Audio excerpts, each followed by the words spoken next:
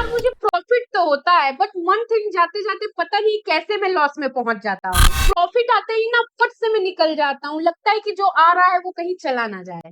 Loss हो रहा है, चलो थोड़ा सा रुकते हैं, थोड़ा रुकेंगे तो हो सकता है कि अपने खरीद प्राइस पे फिर से आ जाए। एसएल मत लगाना वरना एसएल हिट होके फिर मार्केट आपकी डायरेक्शन में चला जाएगा। इन सब प्रॉब्लम से परेशान हो, ये वीडियो आपके लिए ही है। प्रॉफिट मिला तो निकल गया झटपट, जैसे मिल गया हो कोई जैकपॉट। पर जब लॉस में आया तो फिर होप का सहारा लिया, थोड़ी देर और रुक जाता हूँ, खुद से ये वादा किया। एसएल हटा के मार्केट से प्यार जताया, लॉस बढ़ता गया और दिल छुप छुप के रोया रे भाया। रिस्क का रूल लिखा था मार्केट की दीवार पर फॉलो न किया और गिर गया मार्केट के वार पर। जो सीख गया उसने प्रॉफिट को चलने दिया, जो लॉस में रुका ना जलेगा कभी उसके ट्रेडिंग का दिया। ये गेम चार्ट का नहीं तो साइकोलॉजी को कर कंट्रोल, तू रिस्क को मैनेज कर वरना हो जाएगा तेरे प्रॉफिट में गोल। तो रिस्क मैनेजमेंट क्या है, कैसे रिस्क को मैनेज करें, रिस्क मैनेजमेंट के कितने टाइप्स होते हैं और रिस्क को मैनेज करने का एक्चुअल प्रोसेस क्या है, ये सब इस वीडियो में जानने वाले हैं। वीडियो काफी इंफॉर्मेटिव है, लास्ट तक जरूर देखिएगा। पर सबसे पहले यार अगर चैनल को सब्सक्राइब नहीं किया है तो चैनल को सब्सक्राइब कर लीजिए, बेल आइकन को हिट कर लीजिए जिससे कि हमारा पैसे ही मिल सके। सबसे पहले जानते हैं कि रिस्क मैनेजमेंट एक्चुअल में होता क्या है। अगर मैं एक लाइन में बोलूं कि रिस्क मैनेजमेंट क्या होता है तो मैं बोलूंगी कि आपके प्रॉफिट और लॉस का जो रेशियो होता है वही होता है रिस्क मैनेजमेंट। प्रॉफिट और लॉस का रेशियो मतलब क्या, मतलब अगर आप किसी ट्रेड में बोल रहे हैं कि मैं इस ट्रेड में एंट्री कर रहा हूं, अगर मेरा एनालिसिस गलत होता है तो मुझे जो है मैं केवल 100 पॉइंट का रिस्क ले सकता हूं। तो वहीं पे 100 पॉइंट के बदले में किसी ट्रेड में अगर आप 100 पॉइंट का रिस्क ले रहे हैं तो आप कितने का प्रॉफिट लेंगे, मिनिमम आपको क्या करना चाहिए, मिनिमम 100 पॉइंट का प्रॉफिट भी लेना चाहिए। ऐसे सिचुएशन को हम लोग 1:1 बोलते हैं, मतलब अगर आप 1 रुपए का लॉस ले रहे हैं तो कम से कम आपको 1 रुपए का प्रॉफिट लेना ही चाहिए, ताकि अगर आप नेक्स्ट ट्रेड ले और नेक्स्ट ट्रेड में अगर आप प्रॉफिट करें तो आपका जो लॉस हुआ था वो कम से कम इक्वल हो जाए। यही चीज होती है रिस्क मैनेजमेंट। हालांकि ये इतना सिंपल नहीं है, रिस्क मैनेजमेंट को कई तरीके से करते हैं, कई प्रकार के रिस्क होते हैं, उन प्रकार के रिस्क को जो है कई तरीके से हम लोग मैनेज करते हैं, वो सब हम लोग अभी आगे आगे वीडियो में सीखेंगे। फिलहाल आप ये समझिए कि रिस्क मैनेजमेंट होता क्या है। देखिए ट्रेडिंग एक ऐसी चीज है जिसमें कुछ भी फिक्स नहीं होता है। अगर आप मान लीजिए लगातार 10 ट्रेड जो है प्रॉफिट प्रॉफिट प्रॉफिट कर रहे हैं तो आप ये कभी मत सोचिएगा कि आप एक बहुत बड़े ट्रेडर बन गए हैं और अब आपको लॉस नहीं हो सकता है, क्योंकि ऐसा भी हो सकता है कि आप जो है लगातार 10 ट्रेड जो है फिर लॉस लॉस लॉस करें। तो प्रॉफिट में तो मजा आता है लेकिन लॉस के टाइम माइंडसेट काफी खराब होता है, साइकोलॉजी डिस्टर्ब होती है और कई बार हम लोग इस फेज में जो है रिस्क को मैनेज नहीं करते हैं, उस वजह से काफी ज्यादा प्रॉब्लम का सामना हमें करना पड़ता है। तो इसीलिए मिनिमम कभी भी आपको रिस्क मैनेजमेंट 1:1 का करना चाहिए। इसके बाद आप कभी भी, इसके बाद आप कितना भी कर सकते हैं, 1:2 कर सकते हैं, 1:3 कर सकते हैं, 1:5 कर सकते हैं, 1:10 भी कर सकते हैं, ये आपके ऊपर है। लेकिन मिनिमम आपका क्या होना चाहिए, 1:1 होना ही चाहिए। मतलब अगर आप 1 रुपए का लॉस ले रहे हैं तो आपको 1 रुपए के प्रॉफिट तक भी रुकना चाहिए। लेकिन लोग क्या करते हैं कि जैसे ही जो है 1 रुपए के लॉस तक तो रुकेंगे, लेकिन जैसे ही उनका जो है 50 पैसे का प्रॉफिट आएगा उनको लगेगा अरे यार कहीं 50 पैसे का प्रॉफिट ना चला जाए, वो 50 पैसा जो है बुक करके निकल जाएंगे। और फिर क्या होता है, मार्केट अगर उनके फेवर में और गई तो उन्हें रिग्रेट होगा कि अरे यार मैं और रुकता तो मुझे 1 रुपया मिल जाता। तो उस वो 50 पैसे के रिकवरी के लिए फिर से वो क्या करेंगे, री एंट्री करेंगे, ओवर ट्रेडिंग करेंगे, ईगो ट्रेडिंग करेंगे, रिग्रेट ट्रेडिंग करेंगे, बहुत टाइप की ट्रेडिंग वो करने वाले हैं। तो इसीलिए बहुत ज्यादा जरूरी है कि आप रिस्क को मैनेज करके ही ट्रेडिंग करें, क्योंकि जैसा मैं हमेशा बोलती हूँ कि ट्रेडिंग में कुछ भी फिक्स नहीं है। अगर आज मैं प्रॉफिटेबल हूं तो जरूरी नहीं है कि कल भी मैं प्रॉफिटेबल ही रहूं। कभी भी आपकी साइकोलॉजी जो है किसी भी तरीके से काम कर सकती है। इसीलिए जो सबसे जो सेफ हथियार है आपका वो है रिस्क मैनेजमेंट।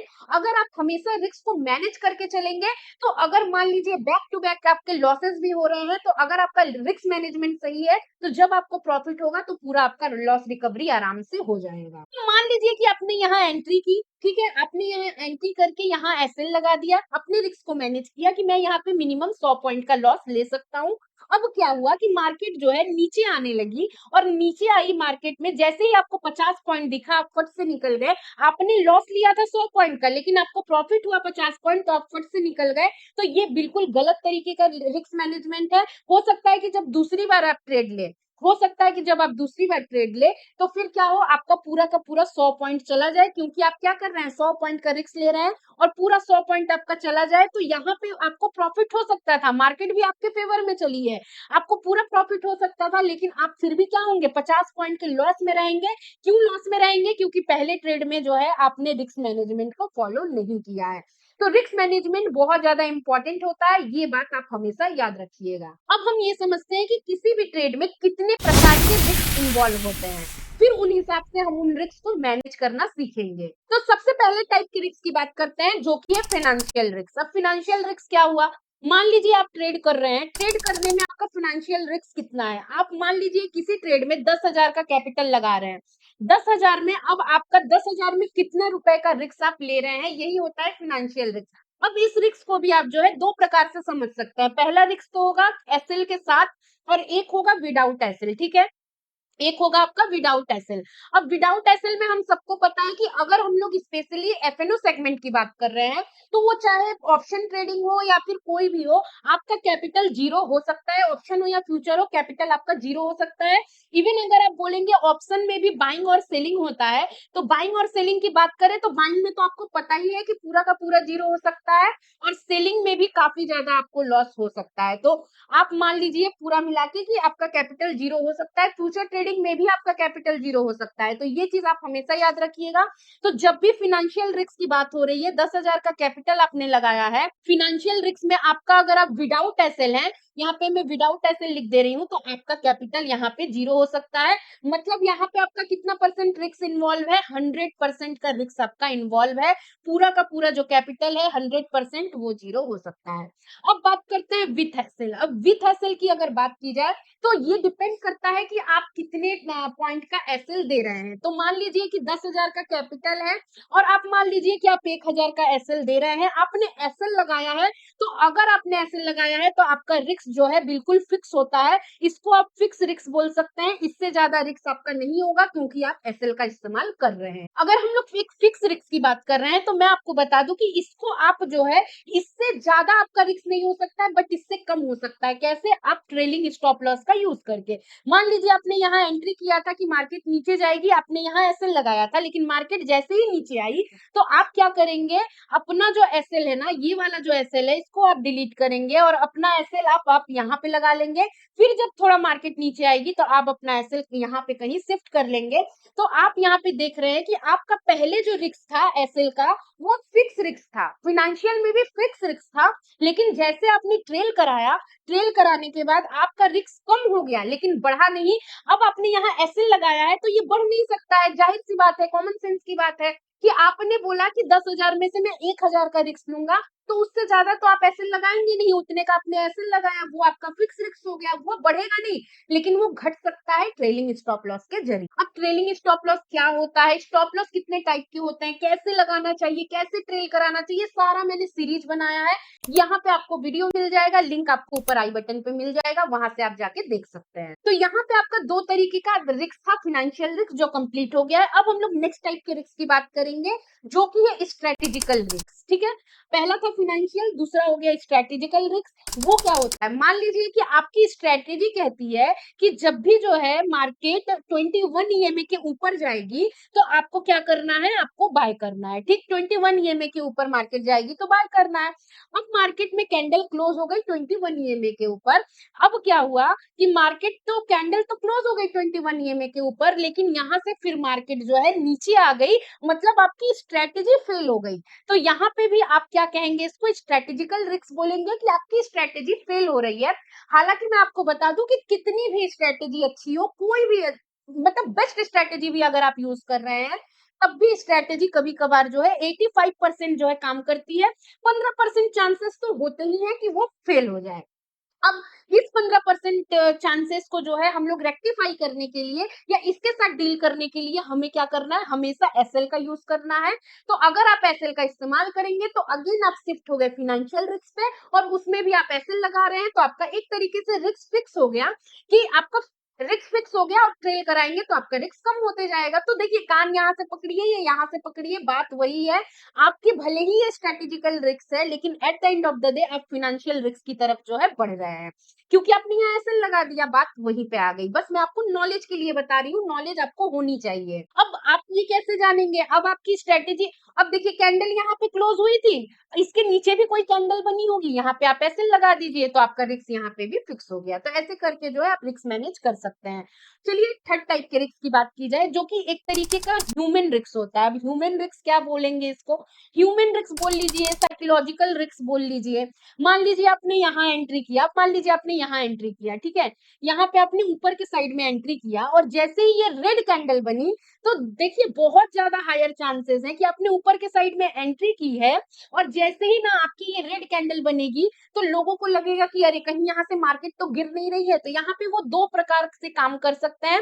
हो सकता है कि वो ऊपर में जो बाइंग का पोजीशन है उसको छोड़ दे और नीचे एक पुट का भी कंडीशन, नीचे पुट को भी एक बाय कर ले। कॉल तो बाय था ही, यहाँ पे वो कॉल पुट को भी बाय कर ले। अब इसमें भी दो तरह है। अब मान लीजिए कि अगर उन्होंने दोनों में एसएल लगाया होगा तब तो ठीक है, दोनों में एसएल लगाया उन्होंने, एक हिट हो गया और एक साइड में मार्केट ऊपर गई। लेकिन अगर वो दोनों में एसएल नहीं लगाएंगे, तो देखिए एक तो आपका बढ़ रहा है, लेकिन यहाँ पे जो पुट आपने खरीद लिया होगा वो आपका घटने लगेगा। तो फिर आप क्या होगा, आप प्रॉफिटेबल नहीं बन पाएंगे, क्योंकि बहुत ज्यादा जो है डिपेंड करेगा कि ये जो मूव आया है वो किस दिन है। अगर ये थर्सडे को मूव आया होगा तो पुट का पूरा जो आपका होगा ना प्रीमियम, वो पूरा जीरो हो जाएगा और कॉल आपका बढ़ रहा है लेकिन यहाँ पे आपका जीरो हो गया, तो बहुत ज्यादा हायर चांसेस है कि आप जो है लॉस में ही निकलेंगे। अब यहाँ पे एक और कंडीशन हो सकती है कि मान लीजिए जैसे ही यहाँ पे रेड कैंडल बनी, तो फट से आप क्या कर सकते हैं कि कॉल का पोजीशन कट करके पुट में जो है आप एंट्री कर सकते हैं। तब तो और गड़बड़ हो जाएगी, क्योंकि एक तो जो है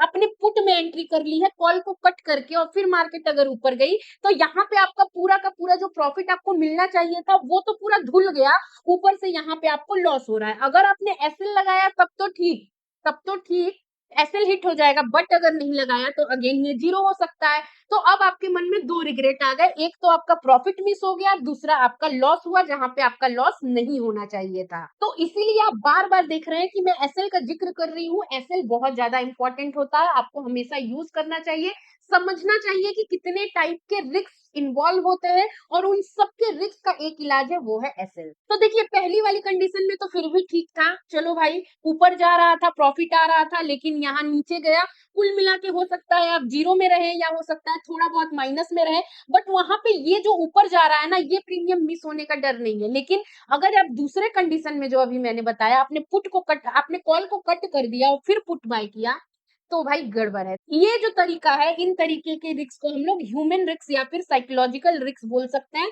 क्योंकि हमें ऐसा लगता है हम अपने इमोशन को कंट्रोल नहीं कर पाते हैं।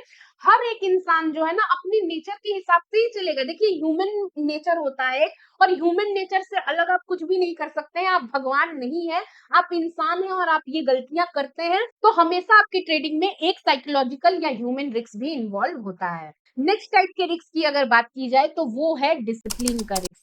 अब देखिए आप कहेंगे कि साइकोलॉजिकल रिस्क और डिसिप्लिन रिस्क में क्या अंतर है, तो डिफरेंस है।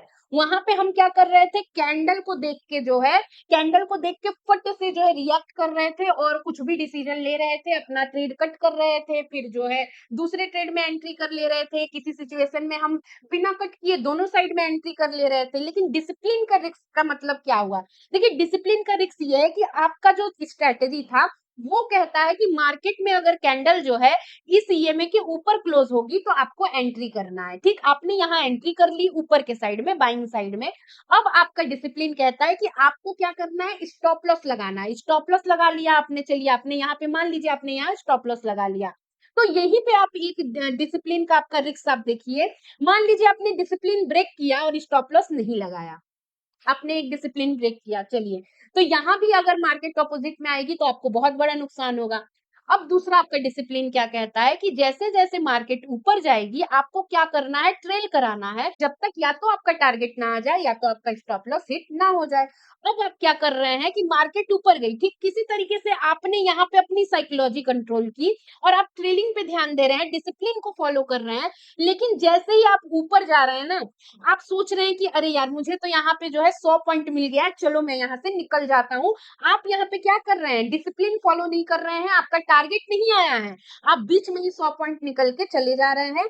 ये आपने ब्रेक किया डिसिप्लिन। एक तो आपने यहाँ एसएल नहीं लगाया तो डिसिप्लिन ब्रेक किया, दूसरा अगर आप बीच में निकल गए तो आपने डिसिप्लिन ब्रेक किया। तीसरा डिसिप्लिन का क्या आप बोल सकते हैं, अगर आप ट्रेल नहीं करा रहे हैं, सपोज कीजिए कि आप यहाँ पे ट्रेल नहीं करा रहे हैं, ठीक, आपको लग रहा है ठीक है, चल रही है ना मार्केट, अपने फेवर में है ना, मैं बाद में अपना जो है ट्रेल करा लूंगा।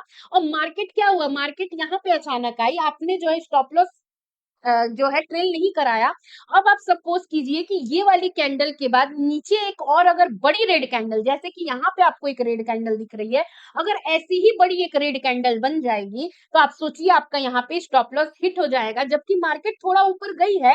आपको स्टॉप लॉस को यहाँ कहीं जो है, आपका स्टॉप लॉस पहले यहाँ था, अब मार्केट के ऊपर जाने पे आपको थोड़ा बहुत स्टॉप लॉस यहाँ पे लाना चाहिए था, लेकिन आप आलस कर रहे हैं, डिसिप्लिन फॉलो नहीं कर रहे हैं, सोच रहे हैं ठीक है अपने फेवर में चल रही है ना, करा लेंगे, नहीं कराया और मान लीजिए कि आपकी ये वाली जो बड़ी कैंडल है, वो यहाँ पे इतनी बड़ी कैंडल बन जाएगी तो आपका यहाँ पे स्टॉप लॉस हिट हो जाएगा। मैं एक और एग्जांपल देके आपको बताती हूँ डिसिप्लिन रिस्क क्या होता है। मान लीजिए कि आपकी स्ट्रेटेजी है कि वीवैप के ऊपर जाएगी तो आप बाय करेंगे, नीचे आएगी तो आप सेल करेंगे, ठीक है, मार्केट यहाँ चल रही है और आप यहाँ पे क्या कर रहे हैं, अभी आपकी जो है वीवैप के नीचे क्लोज नहीं हुई है और आप यहीं पे जो है एंट्री कर ले रहे हैं और यहाँ पे आप एसएल भी नहीं लगा रहे हैं। तो देखिए मार्केट यहाँ से नीचे आई तब तो ठीक है, लेकिन मान लीजिए कि मार्केट यहाँ से ऊपर चली जाती, तो अगर आप एसएल लगाते तो आपका एसएल हिट होता, नहीं लगाते तो फिर पूरा का पूरा आपका कैपिटल जीरो होने का रिस्क रहता।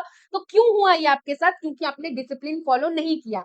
अब यहाँ पे देखिए, मान लीजिए कि यहाँ पे जो है आपने एंट्री कर ली और यहाँ पे फिर मार्केट ऊपर गया, तो फिर क्या होगा, आप हो सकता है साइकोलॉजिकल रीजन की वजह से आपका जो है वीवैप पे यहाँ पे बना, ये आपका डोजी बना और फिर मार्केट यहाँ पे ऊपर गया। अब क्या हुआ है, यहाँ पे आप सोचेंगे कि चलो यहाँ पे मैं ऊपर के साइड में एंट्री कर लेता हूँ, क्यों, क्योंकि आपको साइकोलॉजिकल हिट हुआ और आपने यहाँ ऊपर के साइड में एंट्री की और मार्केट नीचे आ गया। तो देखिए अगर आपने एसएल लगाया होता तो यहाँ पे एसएल जाता, अगर आपने एसएल नहीं लगाया होता तो आप देखिए मार्केट इतना नीचे आया है तो आपका कैपिटल ऑलमोस्ट या तो जीरो होता या फिर आधे से ज्यादा तो उड़ गया होता। तो ये पूरे जो इतने तरीके के जो रिस्क है वो हमेशा इन्वॉल्व रहते हैं। अब मेरे 1 घंटे 2 घंटे भी मैं आपको अगर बैठ के अलग-अलग कंडीशन बताऊं, कंडीशन कभी पूरा नहीं होगा। मार्केट में हर दिन नया सिचुएशन होता है, उस हिसाब से हम कैसे डिसीजन लेते हैं, हर दिन हमें कुछ नया देखने को मिलता ही है। तो ये सारी चीजें जो है आपको समझना होगा कि कितने टाइप के रिस्क इन्वॉल्व होते हैं। केवल ऐसा नहीं है कि आपने 1:1 फॉलो किया या 1:2 फॉलो किया, नहीं, आपको ध्यान रखना पड़ेगा कि और भी तरीके के रिस्क हैं जो इन्वॉल्व होते हैं और उनको भी टैकल करना आपको आना चाहिए। ओवरऑल मिला के ही रिस्क मैनेजमेंट बनता है। अब रिस्क को मैनेज करने का प्रोसेस क्या है, कैसे आपने पहचान लिया कि रिस्क कितने टाइप के होते हैं, अब आप इस रिस्क को मैनेज कैसे कर सकते हैं। तो देखिए साइकोलॉजी को कंट्रोल करना, डिसिप्लिन को कंट्रोल करना, हर एक चीज को कंट्रोल करना, ये कुछ भी फिक्स नहीं होता है, 100% नहीं, लेकिन कुछ तरीके ऐसे हैं, रिस्क मैनेजमेंट का कुछ ऐसा प्रोसेस है जिसको आपको ध्यान में रखना चाहिए, जिसमें सबसे पहला है असेसमेंट। असेसमेंट का मतलब होता है कि किसी चीज को पहचानना कि इस ट्रेड में कितने टाइप के रिस्क इन्वॉल्व है। अब आपको भले ही आप जो है उसको यूज ना करें, लेकिन अभी आपको पता है कि कितने तरीके के रिस्क इन्वॉल्व होते हैं, फाइनेंशियल हो गया, ह्यूमन हो गया, साइकोलॉजिकल, डिसिप्लिन, उसके बाद स्ट्रेटेजिकल, तो सारे तरीके के आपको पता है कि किन किन तरीके के रिस्क आपके साथ इन्वॉल्व है। तो आपको सबसे पहले तो असेसमेंट करना होगा, आपको नॉलेज में होना चाहिए कि किन किन तरीके के रिस्क का सामना आपको करना पड़ सकता है। दूसरा प्रोसेस का स्टेप होता है कंट्रोल। पहला आपका हो गया असेसमेंट, दूसरा आपका हो गया कंट्रोल। अब आप बोलेंगे कंट्रोल, भाई कंट्रोल कोई ऐसी घुट्टी नहीं है, दवाई नहीं है जो आपको पिला लिया जाए। आपको control day by day, hour by hour आपको सीखना पड़ता है। हर दिन मार्केट में आप बैठ के ट्रेड करते हैं तब जाके आप सीखते हैं। तो इसी बात पे मुझे याद आया कि हमारा एक एफएनओ का जो है लाइव कोर्स चल रहा है, जिसमें अगर आपको एफएनओ ट्रेडिंग सीखनी है तो उसमें आपको लाइव क्लासेस मिलेंगे, कोई प्री रिकॉर्डेड वीडियो नहीं मिलेगा। मैं जो है खुद से लाइव क्लासेस लेती हूँ, तो अगर अगर आपको पूरा एफएनओ का मास्टरी करना है, आप जो है हमारे एफएनओ का लाइव क्लास ज्वाइन कर सकते हैं। टोटल इसमें 40 डे का है, हालांकि अलग अलग कोर्सेज को मैंने सेपरेट किया है, बट जो सबसे एडवांस कोर्स है वो 40 डेज का है, जिसमें 20 डेज हम लोग पूरे जो है थ्योरेटिकल चीजों को समझते हैं। उसमें जो भी टॉपिक्स आपको यहाँ पे दिख रहा होगा, ये सारे टॉपिक्स हम लोग जो है क्लियर करते हैं। और सारे जो क्लासेस हैं वो लाइव होंगे, ये याद रखिएगा, कोई रिकॉर्डेड वीडियो नहीं है, मैं ही लाइव क्लास लेती हूँ। और इसके बाद जो 20 दिन बचेगा उसको हम लोग लाइव मार्केट में बैठ के प्रैक्टिस करेंगे, साथ में बैठ के प्रैक्टिस करेंगे कि किस कंडीशन में कैसा रिस्क आ रहा है, साइकोलॉजी कैसे काम कर रही है, कैसे आपको ट्रेड लेना है, क्या-क्या चीजों का ध्यान रखना है। पूरे 20 दिन हम लोग साथ में बैठ के जो है लाइव मार्केट में प्रैक्टिस करेंगे। उससे पहले 20 दिन हम लोग पूरा टॉपिक क्लियर करेंगे, जिससे कि 40 दिन में आप बिल्कुल जो है एफएनओ के मास्टर बन सकते हैं। हालांकि कुछ चीजें आपको एक्सपीरियंस के साथ आएंगी, बट 40 दिन बाद अब अपने आप को जो है बिल्कुल एक नए अवतार में देखेंगे, एक अच्छे प्रोफेशनल ट्रेडर की तरह आप खुद को देख पाएंगे। तो आपको अगर ऐसे किसी कोर्स की नीड है जिसमें आपको पर्सनल गाइडेंस मिले, तो आप हमारा कोर्स बुक कर सकते हैं। इसके लिए आप profitchain.in पे जाइएगा, या फिर यहाँ पे आपको व्हाट्सएप नंबर दिया गया है, व्हाट्सएप पे आप क्वेरी कर सकते हैं। और अगर आप ऐसे ट्रेडर हैं जो लॉस रिकवरी चाहते हैं, आपको थ्योरेटिकल पार्ट नहीं पढ़ना है, आपको लगता है आपको सब पता है, बस आपको मार्केट में प्रैक्टिस करना है, तो उनके लिए भी अलग से यहाँ पे live FNO advance recovery course है, तो उसको भी आप कर सकते हैं, ज्वाइन कर सकते हैं। तो हमारे जितने भी कोर्सेज हैं वो सब लाइव क्लासेस चलते हैं, कुछ भी प्री रिकॉर्डेड नहीं है। चलिए नेक्स्ट प्रोसेस की तरफ बढ़ते हैं, जो कि है मॉनिटर एंड रिव्यू। देखिए आपको सब कुछ पता है, अब जो है इस वीडियो को देखने के बाद आपको सारा कुछ पता है कि किन किन तरीके के रिस्क है, क्या क्या आपको करना है। आपका जो लास्ट स्टेप होना चाहिए वो है मॉनिटर एंड रिव्यू। मॉनिटर आपको सब पता होगा तभी तो आप मॉनिटर करेंगे, आपको पता होगा कि गलती कहाँ कहाँ हो सकती है तभी तो आप रिव्यू करेंगे। तो आपको क्या करना है, रिस्क को मैनेज करने के लिए रिव्यू करते रहना है। आपको खुद को याद दिलाना है कि मैं क्या गलती कर रहा हूँ, मुझे क्या चीज करना है। जब प्रॉफिट हो रहा है तो आपको याद दिलाना है कि आपका टारगेट क्या है, उस टारगेट तक आपको रुकना है, और ट्रेलिंग स्टॉप लॉस का यूज करना है, ताकि अगर टारगेट आ रहा हो तो आपको टारगेट मिल सके, ताकि अगली बार जब आपका एनालिसिस गलत हो तो फिर क्या हो, आपका रिस्क मैनेज रहे और आपको ऐसा फील ना हो कि अरे मैं प्रॉफिट तो करता हूँ लेकिन मंथ एंड में मैं लॉस में कैसे पहुंच जाता हूँ। वो इसीलिए आप पहुंच जाते हैं क्योंकि आप रिस्क मैनेज नहीं करते हैं। आप प्रॉफिट कर रहे हैं 1 रुपए का, लॉस कर रहे हैं 2 रुपए का, तो कहाँ से फिर रिस्क मैनेजमेंट नहीं हुआ ना ये। तो इसीलिए आपको जो है हमेशा ये ध्यान रखना चाहिए कि आपको रिस्क मैनेज करना चाहिए, आपको अंत तक रुकना है। अगर आप किसी ट्रेड में एंट्री कर लिए तो आपको अंत तक रुकना है, या तो आपका स्टॉप लॉस जाएगा या तो आपका टारगेट, तभी आप रिस्क मैनेजमेंट कर पाएंगे। तो अगर मैं इसको थोड़ा सा समराइज करूं, तो सबसे पहले जब भी आप ट्रेड लेते हैं, मान लीजिए आपने ट्रेड लिया, तो सबसे पहला आपका काम, जैसा मैं हमेशा बोलती हूँ, आपको ये डिसाइड करना चाहिए कि आप इस ट्रेड में कितना लॉस एक्सपेक्ट कर रहे हैं और उसके बदले कितना प्रॉफिट एक्सपेक्ट कर रहे हैं। अगर आप मिनिमम 1:1 के लिए भी जा रहे हैं, इससे नीचे आपको जाना नहीं चाहिए, लेकिन हाँ अगर आपको एक सेफ चलना है तो आपको मिनिमम 1:2 में तो जाना ही चाहिए। फिर भी आप बिल्कुल नहीं रुक पाते हैं तो 1:1 के नीचे तो बिल्कुल सोचिएगा भी मत। आपको ये पहले डिसाइड करना है कि मैंने आज ये ट्रेड लिया है, इस ट्रेड में अगर मैं गलत हूं तो मुझे इतने का ही लॉस होगा, प्रॉफिट अगर आएगा तो मैं इतने के ही प्रॉफिट पे निकलूंगा। वो अलग बात है कि ट्रेल कराते हुए बीच में ही मुझे निकलना पड़े, विच इज ओके। मार्केट अगर आपसे कुछ ले रहा है उसके लिए आप बिल्कुल पीछे मत हटिए, लेकिन आप अपनी तरफ से कोई गलती मत करिएगा। यहाँ पे आपने डिसाइड कर लिया, डिसाइड करने के बाद जब ट्रेड चल रहा है तो सिंपली आप क्या कीजिए, बस आप जब कैंडल क्लोज हो रहा है ना, उस कैंडल को देखिए। अगर आप चलते कैंडल को देखेंगे तो बीच कैंडल में आप डिसीजन लेंगे, हो सकता है आप गलत एंट्री करें, हो सकता है आप रिस्क मैनेज ना कर पाए, हो सकता है स्टॉप लॉस जो है हिट होने के डर से बीच में निकल जाए, हो सकता है कि टारगेट ना आने की डर से टारगेट आने के पहले ही निकल जाए। तो ये सब जो साइकोलॉजिकल चीजें हैं, इनको आपको समझ के जो है ट्रेडिंग करना चाहिए, और ट्रेड लेने के पहले ही थोड़ा माइंड मेकअप आपको कर लेना चाहिए। माइंड मेकअप को अगर मैं कहूँ कि हाँ मुझे पता है कि ये हमेशा नहीं हो पाता है, फिर भी अगर आप एसएल का इस्तेमाल करेंगे तो आप काफी हद तक सेफ रहेंगे। इसका सिंपल सा एग्जांपल है, 10,000 रुपए से आप ट्रेड कर रहे हैं, और अगर पर ट्रेड आप 1,000 रुपए का भी रिस्क ले रहे हैं, तो आपका कैपिटल 10 बार जब आप लॉस करेंगे अब जीरो होगा। लेकिन वहीं पे अगर आपने एसएल नहीं लगाया अपनी ओवर थिंकिंग की वजह से, तो हो सकता है पहले ही ट्रेड में आपका जीरो हो जाए। मतलब आप अपनी ट्रेडिंग जर्नी में 10 कदम पीछे जा रहे हैं अपने एक गलत डिसीजन की वजह से। तो ये चीजें आपको हमेशा ध्यान में रखनी होंगी। सोचने का तरीका थोड़ा आपको बदलना पड़ेगा। आपको हमेशा जो है प्रॉफिट से पहले लॉस के बारे में सोचना चाहिए कि अगर मेरा डिसीजन गलत हुआ और मैं लॉस में रहा तो मैं कितना टाइम पीछे जाऊंगा। तो ये चीज आप हमेशा ध्यान में रखिएगा। और इन सब चीजों को देखते हुए आपको हमेशा रिस्क मैनेज करना है। तो जैसा मैंने प्रोसेस बताया था, पहले असेसमेंट कीजिए, फिर कंट्रोल कीजिए, एंड देन आपको क्या करना है, मॉनिटर करना है, एंड देन आपको रिव्यू करना है। तो ये चीजें आपको करनी होंगी। जब आप इन सब चीजों को कर पाएंगे तो धीरे धीरे आपका रिस्क मैनेजमेंट बेटर होगा और फिर मंथ एंड में आप प्रॉफिटेबल ही रहेंगे। तो आई होप आपको ये वीडियो अच्छी लगी होगी, हेल्पफुल लगी होगी। वीडियो अच्छी लगी हो तो लाइक शेयर सब्सक्राइब जरूर कीजिएगा। फिर मिलेंगे एक नए इंफॉर्मेटिव वीडियो में। तब तक के लिए bye bye and take care.